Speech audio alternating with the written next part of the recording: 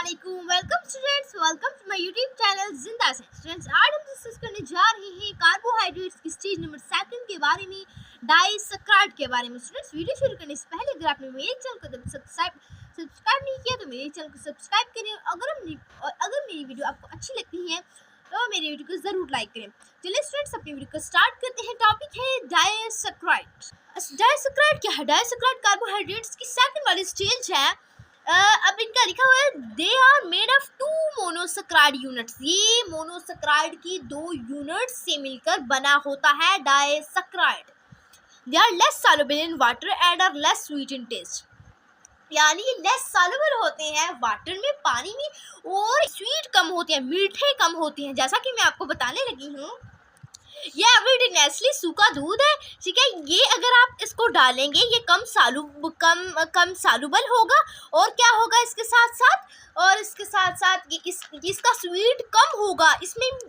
अगर हम पिएंगे इसको तो ये स्वीट कम होगा, इसका टेस्ट कम होगा आप एज कम्पेयर टू चीनी के। अब हम एक कप लेंगे, इसमें आप देख सकते हैं थोड़ा सा पानी लेंगे। पानी लेने के बाद ये नेस्ले दूध वाला इस डब्बे को लेकर इसमें से जो चम्मच है उसमें से थोड़ा सा हम इसमें से पाउडर वाला दूध निकालेंगे।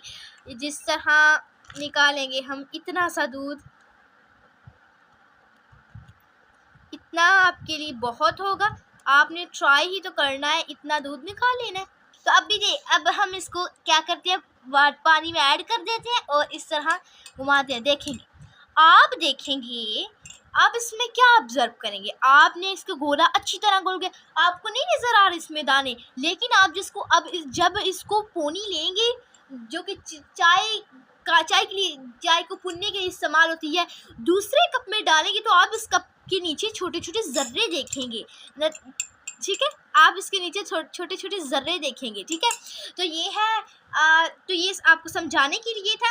अब हम नेक्स्ट लाइन पढ़ते हैं। अगर आप देखें कि अगर आप ऑब्जर्व करेंगे, ये स्वीट में मीठा कम होगा एज कम्पेयर टू चीनी के।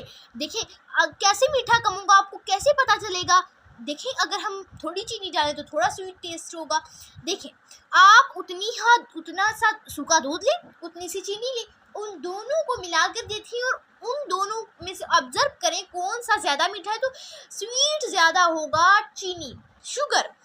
देखिए जो मोनोसैकेराइड है वो 2 यूनिट से मिलकर बनी है। कौन सी यूनिट से? Sucrose and मैल्टोस।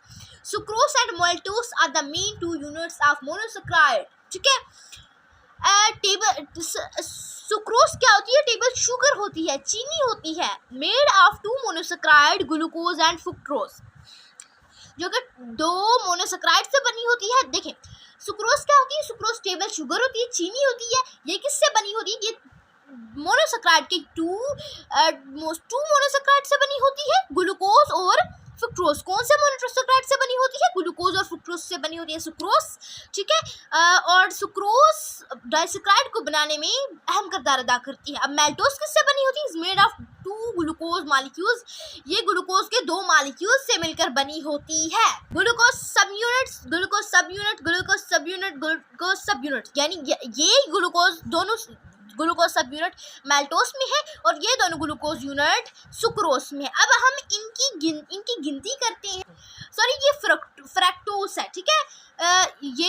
ये फ्रैक्टोस है और अब हम इनकी गिनती करते हैं। ये इसकी स्ट्रक्चर के बारे में बताया गया है। यहाँ क्या था कि 2 मोनोसैकेराइड मिलते हैं। कौन सी? सुक्रोज, ग्लूकोज और फ्रुक्टोज, तो बनाते हैं सुक्रोज। ये सुक्रोज का स्ट्रक्चर है, लेकिन ये ग्लूकोज सब यूनिट है और फ्रुक्टोज सब यूनिट है। जब ये आपस में मिलेंगे तो बनाएंगे सुक्रोज। और ये 2 ग्लूकोज मॉलिक्यूल्स हैं, जब ये आपस में मिलेंगे तो मैल्टोस बनाएंगे। फ्रेंड्स, अब हम इनको काउंट करना शुरू करते हैं। पहले नंबर पर first carbon, second carbon, third carbon, 4 carbon, 5 carbon और 6 कार्बन। यानी ग्लूकोज की फर्स्ट सबयूनिट में कितने कार्बन है?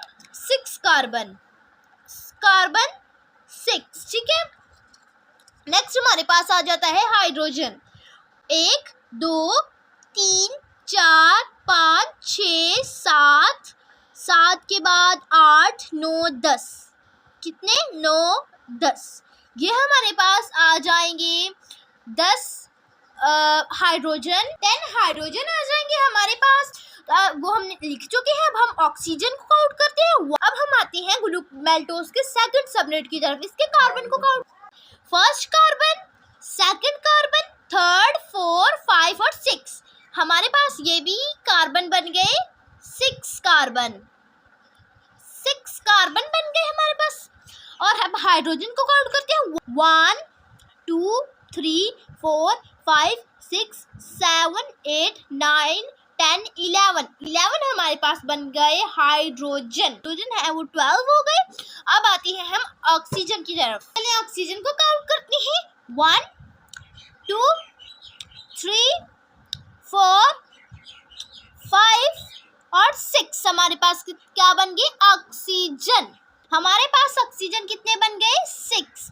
ये हमारा ग्लूकोज का 1 सब यूनिट, 1 सब यूनिट, ग्लूकोज का सेकंड सब यूनिट। और ये मुकम्मल हमारे पास क्या बनता है? मेल्टोस। ये हमारे पास जो मुकम्मल बनता है वो मेल्टोस है। मेल्टोस का ग्लूकोज का 1 मॉलिक्यूल, सेकंड मॉलिक्यूल 1 में C6H10 और 5 है, और इसमें और C6H12 और 6 है। ठीक है, अब हम आते हैं सुक्रोज के ग्लूकोज की तरफ। सुक्रोज के ग्लूकोज की तरफ, सॉरी, ये हमारे पास 1 बन जाएगा, 1।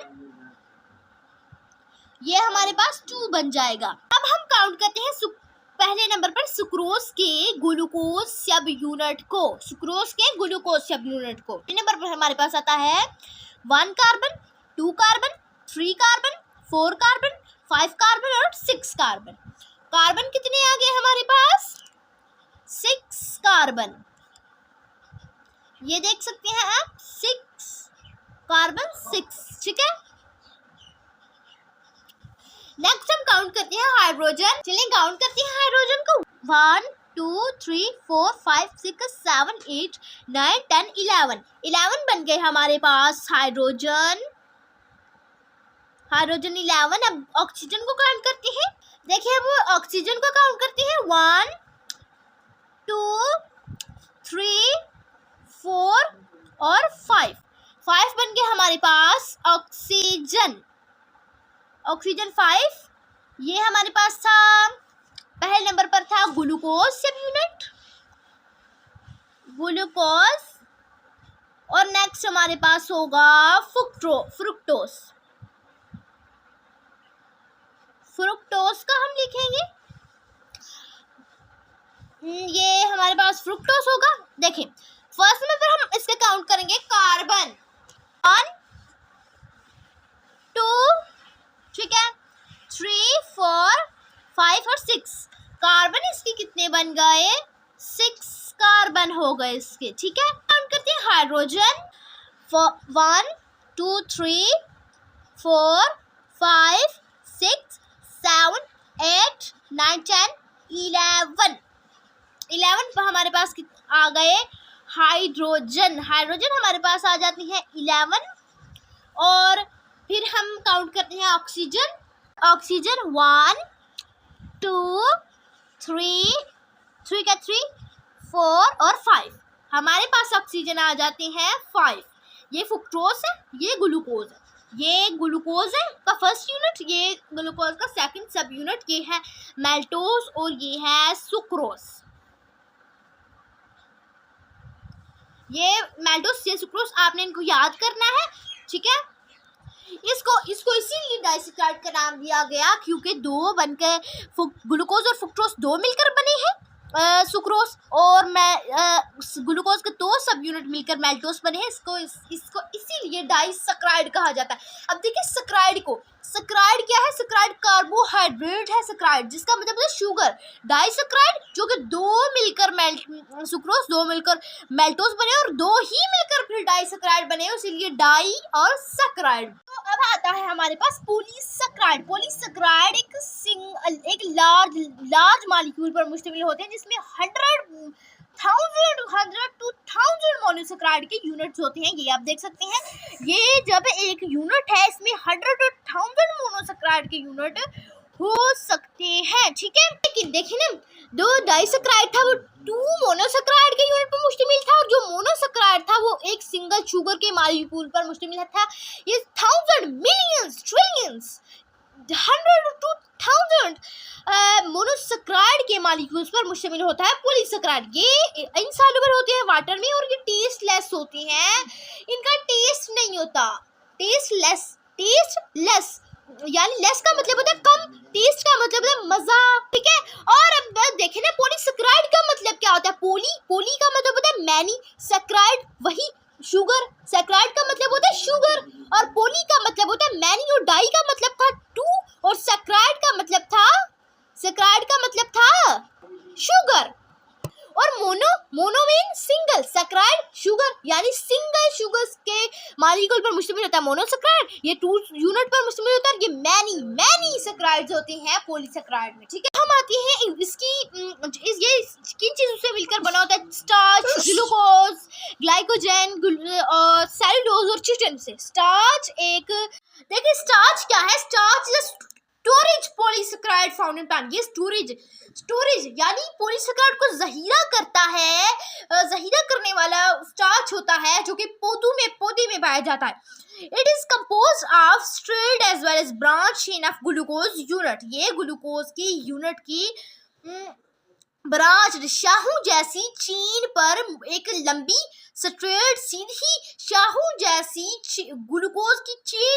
ग्लूकोज की यूनिट की चेन पर मुश्तमिल होता है। अब देखें ग्लाइकोजन आता है। Glycogen is animal starch mainly stored in liver and muscle, consist of highly branch chain of glucose which are broken down when energy is needed.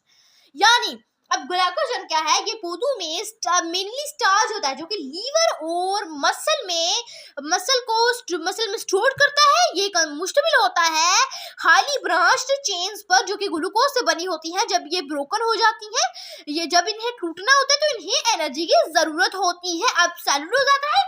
Cellulose the polysaccharide यानी सेलुलोज पॉलीसैकराइड है that also consist of straight chains of glucose unit, यानी ये भी straight glucose के straight branch शाखा जैसे glucose के unit पर मुश्तमिल होता है। तो क्या आता है ये, it is found in the cell wall of plant. ये प्लांट के सेल वॉल में पाया जाता है। अब आता है chitin. Chitin is modified form of cellulose. Chitin क्या होती है, मॉडिफाइड। सेलुलोज से ज्यादा मॉडिफाइड होती है लेकिन होती सेलुलोज ही है। It is found in the exoskeletons of crabs, lobsters and insects. ये कीड़े वगैरह के एक्सोस्केलेटन्स में पाए जाते हैं। It is also make cell wall of fungi. ये फंजाई की सेल वॉल बनाते हैं। आपने इन पर गौर किया होगा कि इनमें सब में चीज एक सेम है कि ये ग्लूकोज के स्ट्रेट ब्रांच वाले यूनिट पर मुश्तमिल होता है, यानी ब्रांच शाहू वाले ग्लूकोज के ब्रांच शाहू वाले सीधे यूनिट पर मुश्तमिल होता है। तो स्टेप्स में जरा रिवाइज कर देती हूँ। यानी जो पॉलीसैकराइड है वो लंबे लार्ज मॉलिक्यूल्स होते हैं, और ये लार्ज मॉलिक्यूल्स होते हैं, ये टेस्टलेस होते हैं, इनका टेस्ट नहीं होता, और ये हंड्रेड्स मोनोसैकराइड पर मुश्तमिल होते हैं। ये स्टार्च है, इसमें ग्लाइकोजन है, ग्लूकोज, सेलुलोज और चिटिन। यहाँ एक भी बात है कि ये एनिमल में पाई जाती है, ठीक है, एनिमल में पाई जाती है। ये मुश्तमिल होती है स्ट्रेट लाइन और ब्रांच ग्लूकोज यूनिट पर, ठीक है। अब आता है ग्लाइकोजन एनिमल पर पाया जाता है। ये लीवर और मसल्स में पाई जाती है। ये टाइटली पैक्ड ग्लाइकोजन की ब्रांच शाहू लेकिन सीधे ही शाहू पर मुश्तमिल होता है। सेलुलोज पॉलीसैकराइड होते हैं जो कि स्ट्रेट चेन लेकिन वो होती ब्रांच की तरह है, और वो ग्लूकोज यूनिट होता है, उस पर मुश्तमिल होते हैं। चिटिन भी ग्लूकोज के सेलुलोज की तरह होता है। ये काटने वाली कीड़ों में पाए जाते हैं, जिससे काटने वाले कीड़ों वगैरह में पाए जाते हैं। इंसेक्ट में पाए जाते हैं, जैसा कि बिच। ये क्या बनाता है, इस फंजाई की सेल वॉल बनाता है। सेल वॉल आपको पता होगा प्लांट में होता है। तो स्टूडेंट्स आई होप आपको समझ आ गया होगा। तो स्टूडेंट्स आज के इतना ही काफी है। अल्लाह हाफिज, मिलते हैं नेक्स्ट वीडियो में। Thanks for watching and don't forget to subscribe my channel.